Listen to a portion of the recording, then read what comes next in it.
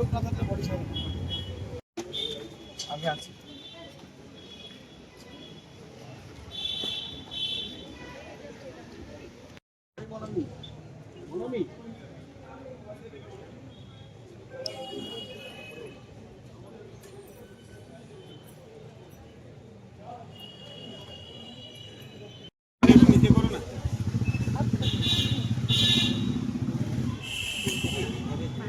আমি কিছু বলতে পারছি না, কারণ আমার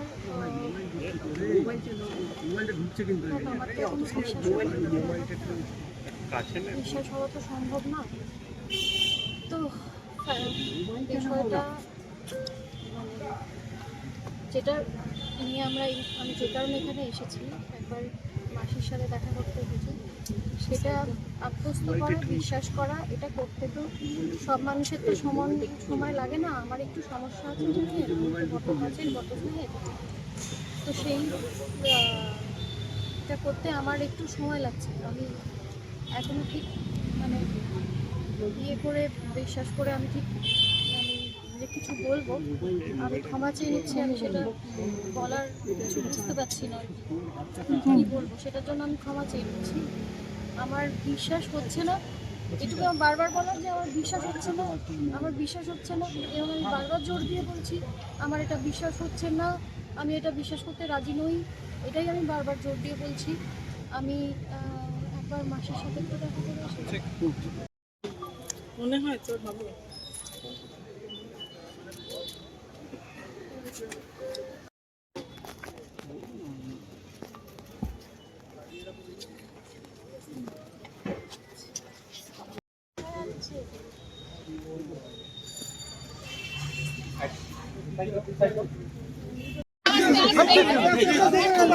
আস্তে আস্তে আস্তে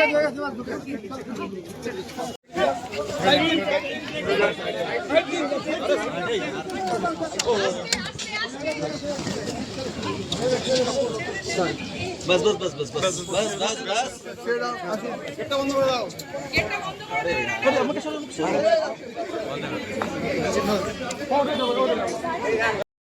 আস্তে যেতে দাও।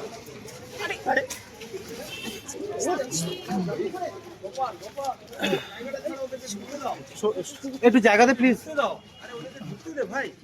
জায়গাতে ওখান দিয়ে লাইট মারছিস কেন তুই? ওদেরকে ঢুকতে দে, ওদেরকে ঢুকতে দে।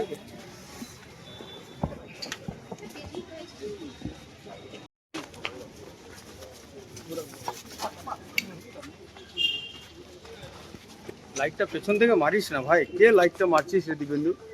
লাইটটা পেছন থেকে এদিকে দাদা এদিকে দাদা এদিকে এদিকে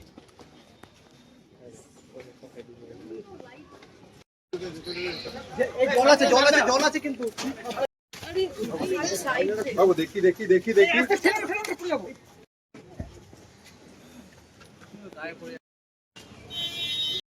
পরে বলবো। হ্যাঁ নিশ্চয়ই নিশ্চয়ই।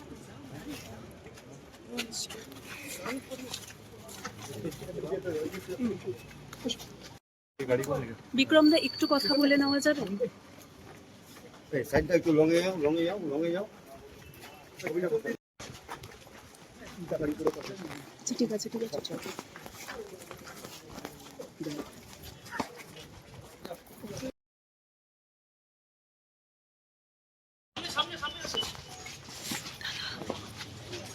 আরে মোবাইলটা নামা হবে আস্তে আস্তে আস্তে।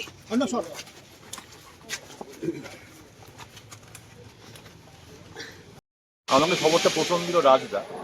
আমি ঘোরাতে অব্দি শুটিং করেছিলাম, তো ক্যাফেতে বসে কফি খাচ্ছিলাম। তো রাজদা ফোন করলো, এরকম রাহুলের অ্যাক্সিডেন্ট হয়েছে, খবর পেয়েছি। বললাম না, তো কোন রাহুল? অরুণোদয়।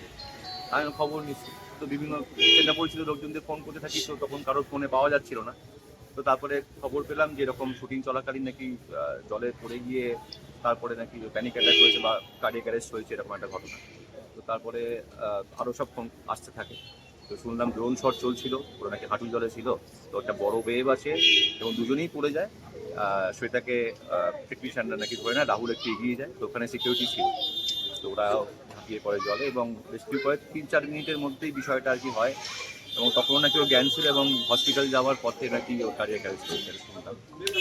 যাই হোক, মানে খবরটা তো সত্যি খুবই আনএক্সপেক্টেড এবং রাহুলের সাথে চিরদিন তুমি আমার থেকে আমারও একটা সেম জীবন শুরু এবং ওরও শুরু আছে, তো অনেক স্মৃতি মনে পড়ে যাচ্ছে। লাস্ট নজরে ফেলা দেখতে গিয়েছিলাম, যেখানে প্রিয়াঙ্কা রাহুলকে একসঙ্গে দেখে অনেকদিন পরে আড্ডা হলো, অনেক কথাবার্তা হচ্ছিল। সেটাই যে শেষ দেখা হবে সেটা সত্যি ভাবিনি। আর শুটিং করতে গিয়ে এরকম একটা দুর্ঘটনা সত্যি আনএক্সপেক্টেড। মানে আমি শোনার পরে 1-2 ঘন্টা চুপ ছিলাম, আমি কথা বলার কত ভাষা ছিল না। আমি জানি না, আমি উদ্দেশ্যভাবেই ঘুরছিলাম রাস্তায়, তো ভাবলাম একবার বাড়ির সামনেই আসি, তো এসে দেখলাম এখানে সবাই রয়েছে, আমি ওপরেও গিয়েছিলাম, তো একবার প্রিয়াঙ্কার সঙ্গে তো দেখা করে যাবো। আর একটাই কথা বলার, যে আমরা অনেক চাপের মধ্যে শুটিং করি, তো শুটিং চলাকালীন এই ধরনের শুটিং আমাদের করতে হয়, তো তার যেন প্রপার সিকিউরিটি সিস্টেম থাকে এবং সবটা যেন সিকিউর থাকে, কারোর প্রাণ তো মূল্যবান, তাই প্রত্যেকেরই আর কি বাড়িতে সবাই অপেক্ষা করে। আমার বাড়িতে আমার ছানা আছে, ওরও ছানার রয়েছে, তো সেটার জন্য খুব খারাপ লাগছে, মানে সহজে কথা বলতে আরও বেশি খারাপ লাগছে। আমি সত্যি আর কিছু বলার মতো আমার কাছে ভাষা নেই, মানে আর কিছু বলতে, আমি তো সরি। ক্যামেরাটা